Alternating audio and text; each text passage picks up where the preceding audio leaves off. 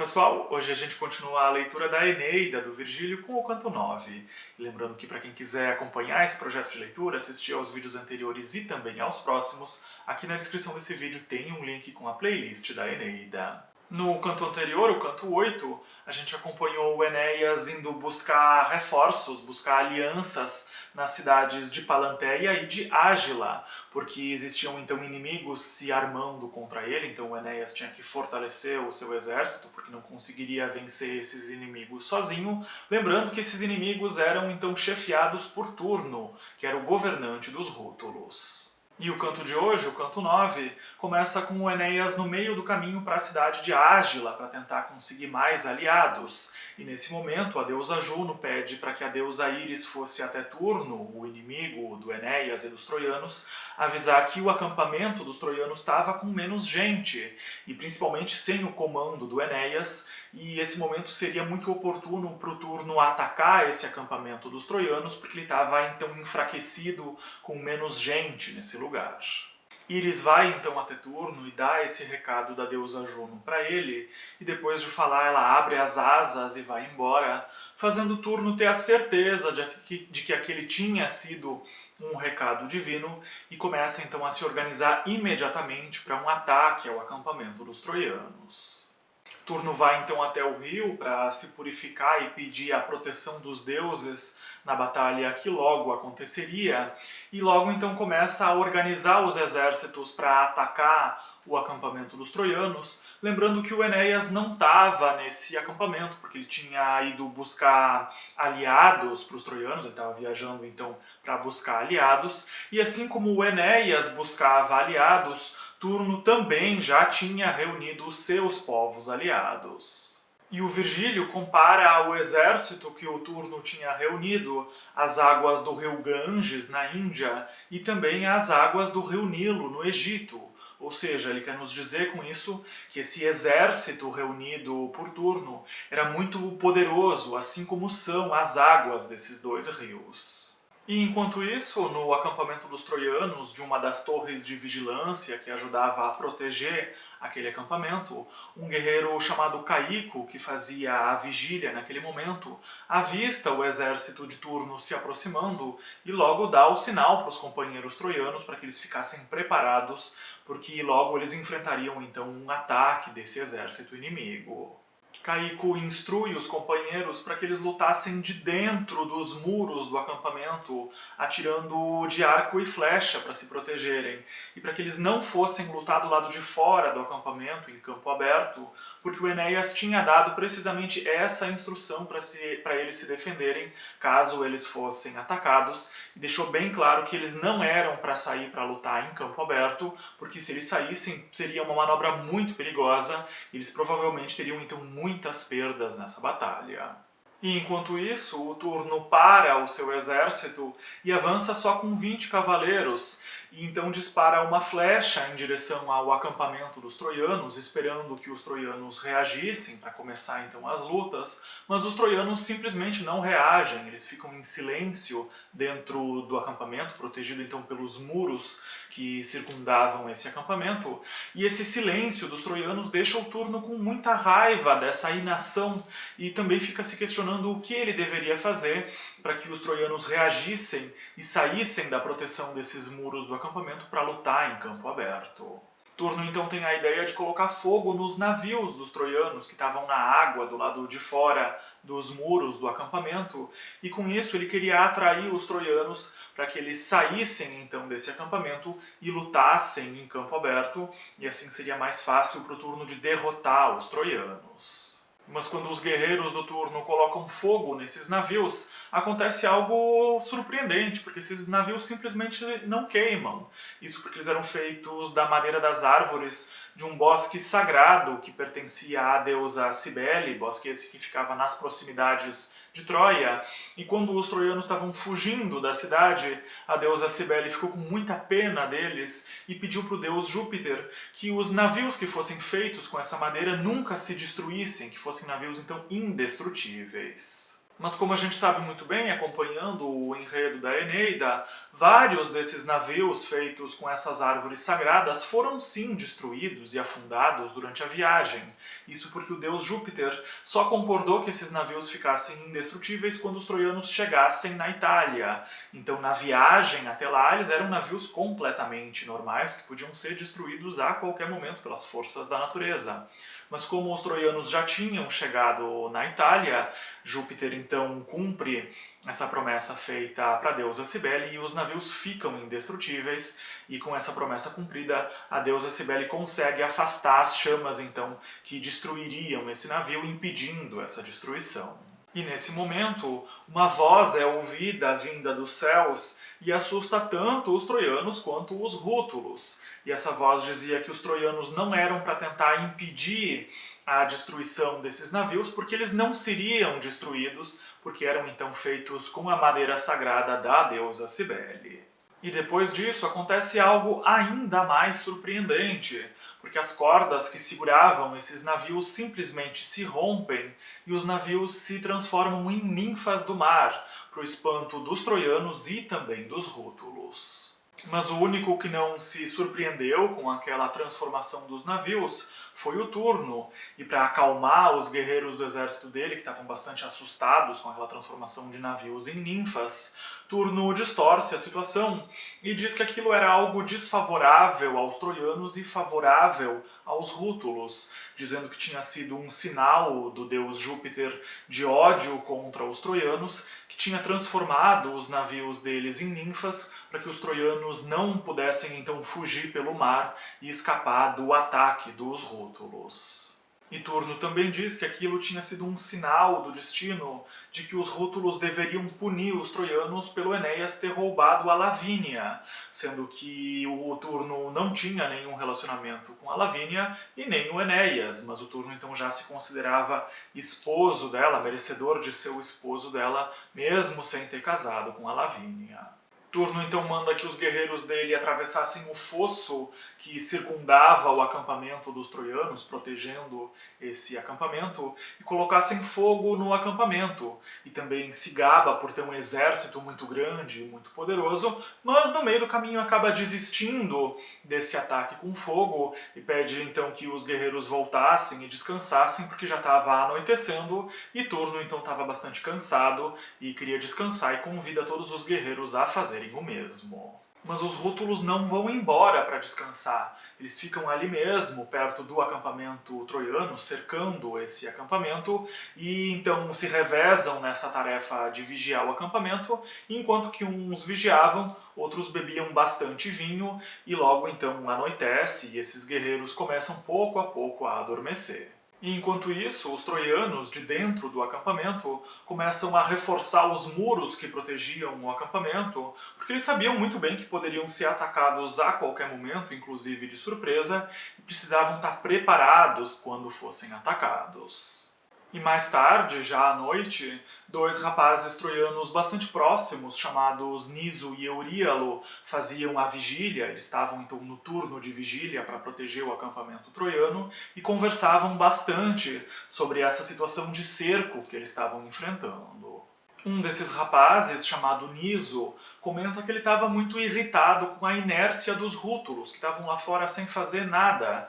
e que ele via nisso uma oportunidade de fazer algo grandioso para salvar os troianos, porque os rútulos tinham bebido muito vinho, estavam completamente desatentos, a maioria deles já estava dormindo. Isso era uma oportunidade perfeita para fazer algo para salvar então os troianos, que estavam cercados e certamente seriam atacados com muita força pelos rútulos no dia seguinte. Niso então comenta para o Euríalo que ele estava com um plano para vencer os rútulos. Ele queria sair escondido do acampamento e encontrar o caminho até a cidade de Palanteia, para onde o Enéas tinha ido buscar aliados, e com isso avisar o Enéas sobre a situação de cerco que estava acontecendo, para que o Enéas viesse com reforços e assim eles pudessem vencer os rútulos e salvar o povo troiano. E o Euríalo, ouvindo essa ideia do Niso, acha essa uma excelente ideia e os dois planejam com isso também conquistar muitas glórias, além, claro, de salvar o próprio povo. E o Euríalo se diz bastante preparado e bastante corajoso para acompanhar o Niso nessa missão, lembrando que o Euríalo era mais jovem que o Niso. E é importante de destacar que Niso e Euríalo não são só grandes amigos, eles também têm um relacionamento amoroso, o que o Virgílio já nos mostra lá no canto 5, quando ele fala então do amor entre esses dois rapazes, dizendo que o Euríalo era o preferido do Niso. Então, aqui no canto 9, a gente não vai acompanhar só uma história de guerra, mas também uma história de amor entre esses dois rapazes. E enquanto que Niso e Euríalo conversavam então sobre esse plano de salvar os troianos, o Niso tenta fazer com que o Euríalo não fosse junto com ele, porque o Niso não queria ser o responsável pelo choro da mãe do Euríalo, caso o Euríalo morresse nessa missão. Lembrando que a mãe do Euríalo estava no acampamento dos troianos e não tinha ficado no assentamento de Drépano depois do incêndio dos navios, como vários troianos tinham escolhido ficar, então como a gente acompanhou lá no final do canto 5. Mas o Euríalo estava decidido a acompanhar o Niso nessa missão para salvar os troianos, e pede para que o Niso parasse de dar argumentos contrários, ou o Euríalo acabaria se convencendo a ficar, pede então que eles partissem de uma vez para realizar essa missão, e então os dois atravessam o acampamento troiano e vão até a tenda do Ascânio, que era o filho do Enéas. Os dois então contam os planos para Ascânio e Aletes, e Ascânio e Aletes ficam muito emocionados com a coragem desses dois rapazes que queriam sair e enfrentar todos os perigos da noite e também dos rútulos para trazer reforços e assim salvar o povo troiano, e eles aprovam então esse plano, mesmo sendo um plano bastante perigoso, e oferecem vários prêmios, honras e riquezas caso eles conseguissem então sair vitoriosos nessa missão de salvar os troianos. Mas antes de partir para essa missão extremamente perigosa, o Euríalo, que era o mais jovem do casal, pede que o Ascânio cuidasse da mãe dele e consolasse a mãe dele quando ela soubesse que o filho tinha partido então para realizar essa missão, e principalmente que o Ascânio cuidasse da mãe dele caso o pior acontecesse e ele acabasse morrendo nessa missão, porque assim ele conseguiria desempenhar, fazer o trabalho dele com mais tranquilidade, sabendo que a mãe seria bem cuidada, caso então as coisas não saíssem exatamente como planejado. O Ascânio promete, sim, cuidar da mãe do Euríalo com muito carinho, como se fosse a própria mãe. E então Niso e Euríalo são levados até as portas do acampamento, recebem armas e instruções e vários votos de boa sorte. E todos os troianos depositavam uma grande esperança nesses dois rapazes, para que eles trouxessem reforços, porque Niso e Euríalo eram praticamente a única esperança dos troianos, estavam em menor número e cercado então pelo exército bastante numeroso e poderoso dos rútulos. Niso e Euríalo então saem da proteção dos muros e atravessam o fosso silenciosamente, sem fazer nenhum barulho e com todo o cuidado, mas mesmo assim correndo um perigo enorme de serem capturados pelos rútulos. Enquanto que eles atravessavam o campo, que estava cheio de rútulos, esses dois rapazes matam vários dos rútulos que estavam dormindo e bêbados, e também roubam várias armas e objetos de valor, e a pilhagem era um hábito muito comum entre esses povos, como a gente acompanhou em diversos cantos lá na Ilíada, e também esse trecho tem algumas semelhanças com o trecho do roubo dos cavalos, que acontece no canto 10 da Ilíada. Os dois avançam então até a tenda onde dormia Messapo e roubam o elmo do Messapo, mas o Niso adverte que eles deveriam seguir viagem, porque eles estavam se arriscando muito na pilhagem, e se alguém visse os dois andando então entre os rútulos, eles certamente seriam capturados pelos rútulos e as consequências não seriam nada boas. Os dois então seguem viagem madrugada dentro, levando o elmo do Messapo, mas as coisas não seriam assim tão simples para eles. Isso porque um grupo de cavaleiros rútulos que estava chegando para dar uma mensagem para Turno vê esses dois rapazes e reconhece o elmo do Messapo e questiona quem eram aqueles dois rapazes. Mas Niso e Euríalo simplesmente não respondem, se fazem de desentendidos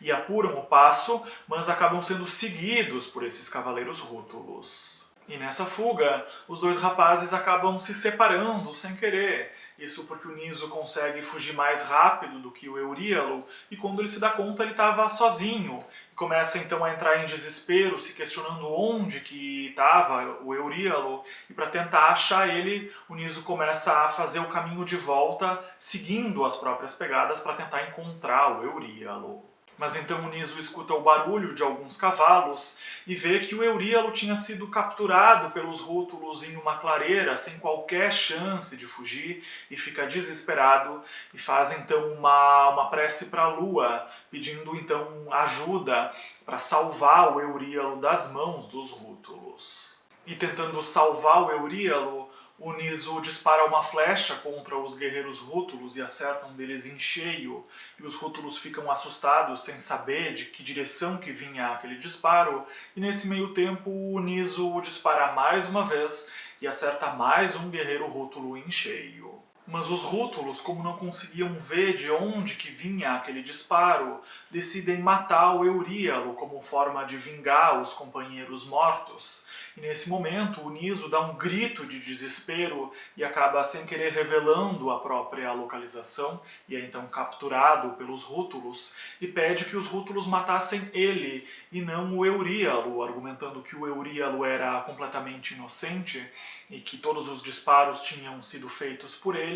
e tenta assim se sacrificar para salvar a vida do grande amor da vida dele, em uma das maiores provas de amor aqui da Eneida. Mas os rútulos não cumprem com a parte deles do acordo, e no momento em que o Niso se entregava para se sacrificar pelo Euríalo, o Volscente mata o Euríalo com um golpe de espada, para o desespero do Niso, que avança contra o Volscente e mata o Volscente num golpe extremamente rápido. Niso então se joga sobre o corpo morto do Euríalo e é atacado pelos rútulos, e morre então sobre o corpo do grande amor da vida dele, em uma cena extremamente trágica, tão trágica quanto o amor da Dido de Cartago pelo Enéas. E enquanto isso, o corpo do Volscente é carregado até onde estavam os Volscos, que eram um dos povos aliados aos rútulos, e isso causa, a morte do Volscente causa uma grande comoção entre os Volscos e um grande desejo de vingança. Quando finalmente amanhece, Turno estimula os guerreiros a lutarem contra os troianos, e os chefes dos povos aliados ao Turno fazem a mesma coisa, iniciando então os conflitos contra os troianos. E a notícia das mortes de Niso e Euríalo chega até os troianos, que ficam devastados com essa notícia, principalmente a mãe do Euríalo, que fica inconsolável, e quer inclusive ir para o campo de batalha para ser morta pelos rútulos, mas os troianos conseguem impedir ela a tempo, e alguns inclusive ficam com ela para tentar consolar essa mãe que estava então tão dilacerada pela morte do filho.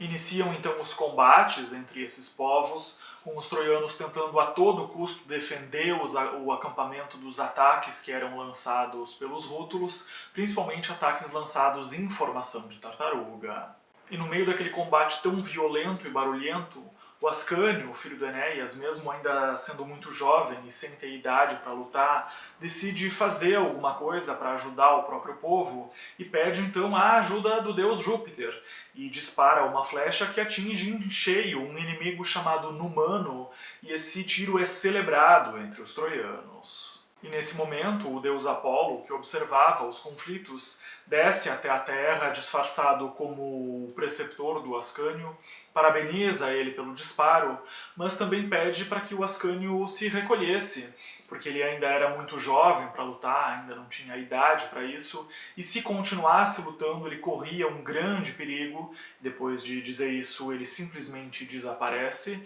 e com isso os troianos se convencem de que aquela tinha sido a visita de uma divindade, e também insistem para que o Ascânio se retirasse. Mas mesmo se retirando, essa pequena participação do Ascânio dá um novo ânimo para os troianos na defesa do acampamento, inclusive para os irmãos Pândaro e Bícias, que guardavam uma das portas e têm uma ideia bem imprudente para atacar os inimigos. Eles têm a ideia de abrir essas portas para deixar os inimigos entrarem e se posicionarem um de cada lado para assim atacarem esses inimigos de surpresa, e com isso eles imaginavam que derrotariam vários dos rútulos. Logo então esses dois irmãos abrem as portas do acampamento, imaginando que esse era um bom plano, mas logo esse plano dos dois sai completamente de controle, porque vários troianos saem para lutar em campo aberto e vários inimigos entram, e os dois irmãos não conseguem dar conta de impedir a entrada dos inimigos.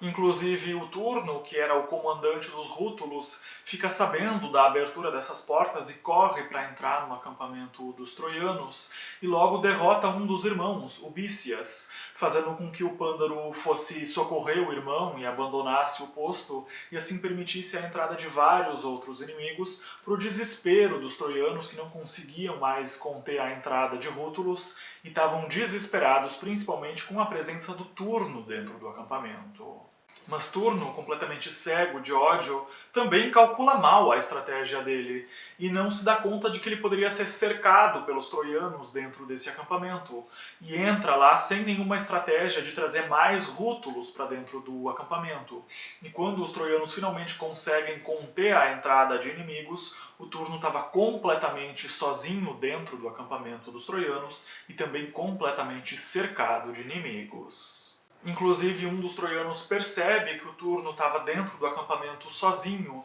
e que essa seria uma ótima oportunidade de atacar o Turno e, quem sabe, até encerrar os conflitos. Então ele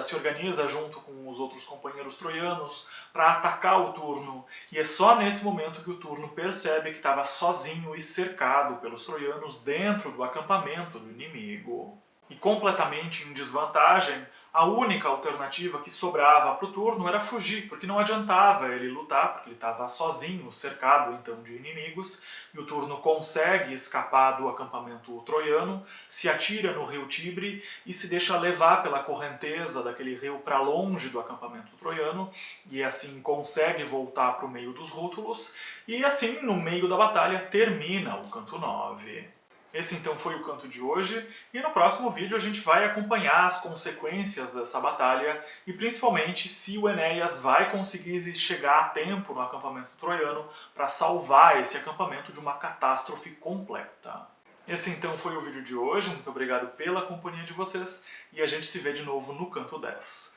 Um abraço e até lá!